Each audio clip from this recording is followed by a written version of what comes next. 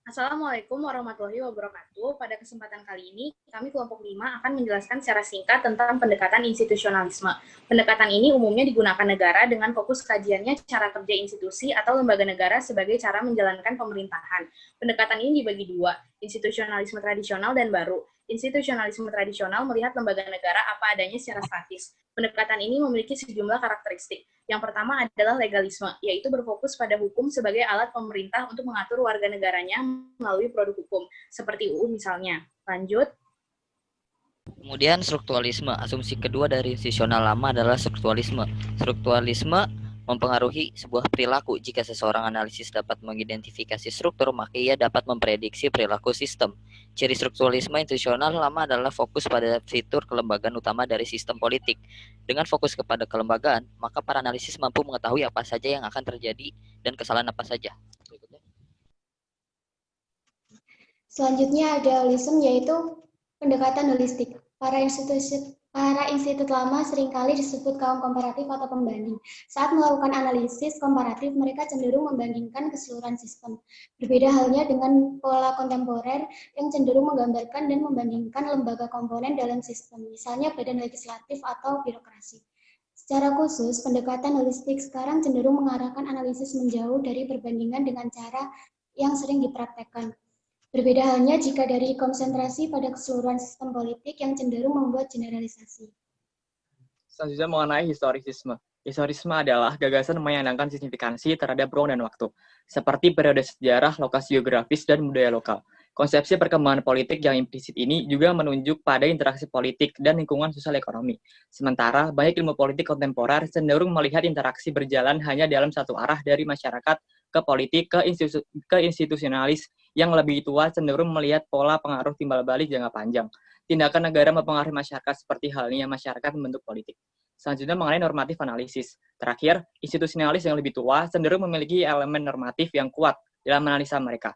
Seperti disebutkan di atas, ilmu politik muncul dari akar normatif yang jelas, dan institusionalis yang lebih tua sering menghubungkan pernyataan deskriptif mereka tentang politik dengan perhatian pada pemerintahan yang baik.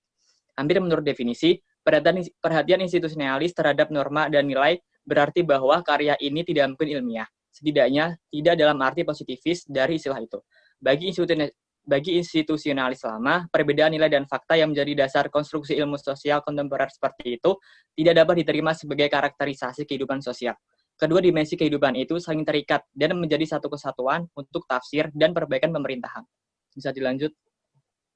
Kemudian selanjutnya membahas New Institutionalism, teori dan metodologi. Salah satu ciri pembeda terpenting dari evolusi perilaku adalah perhatian eksplisit pada perkembangan teori. Ilmu politik harus mengembangkan beberapa pernyataan umum yang konsisten secara internal yang dapat menjalankan fenomena dalam berbagai pengaturan agar menjadi ilmu sejati.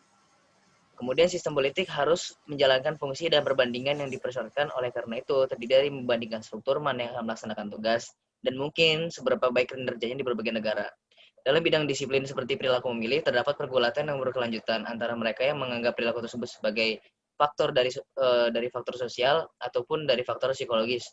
Kemudian perkembangan teori lahir sebagai bagian dari evolusi perilaku dalam politik dan dorongan untuk membuat pernyataan umum tentang perilaku politik menjadi semakin nyata dengan tumbuhnya pendekatan pilihan rasional. Perilaku politik menjadi fungsi dan dari motivasi dan perhitungan ekonomi. Lebih khusus, aktor politik dan kelompok politik diasumsikan sebagai pemaksimalan utilitas rasional. Pendekatan perilaku dan pilihan rasional dan politik juga membutuhkan ilmu politik untuk berinvestasi dalam metodologi dan untuk berpikir lebih sistematis tentang pengumpulan bukti. Oke, selanjutnya yaitu antinormatif bias.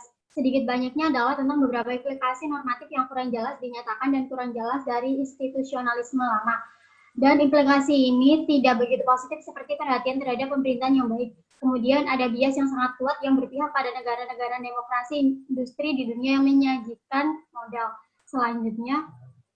Selanjutnya adalah individualisme metodologis. Individu di sini adalah aktor dalam pengatur politik. Dalam institusionalis ini mereka dapat menjadi sebagai pemilih, sebagai pemegang pendapat, atau sebagai anggota elit politik. Orang-orang di dalam mereka bersama-sama membuat keputusan, dan kemudian ada aturan yang mengizinkan penyatuan dari perilaku individu. Bahwa setiap orang akan membuat pilihan yang berbeda tergantung pada sifat institusi tempat mereka beroperasi pada saat itu. Selanjutnya, Yang terakhir yaitu inputisme. Jika pada old institution cenderung lebih berfokus pada institusi formal, pada new institution yaitu inputisme ini lebih berfokus pada masukan atau input dari masyarakat, yang mana input tersebut kemudian akan diubah menjadi output. Input yang dimaksud di sini yang diberikan oleh masyarakat yaitu berupa voting ataupun aktivitas dari kelompok kepentingan. Sekian pemaparan materi dari kami kelompok 5. Wassalamualaikum warahmatullahi wabarakatuh.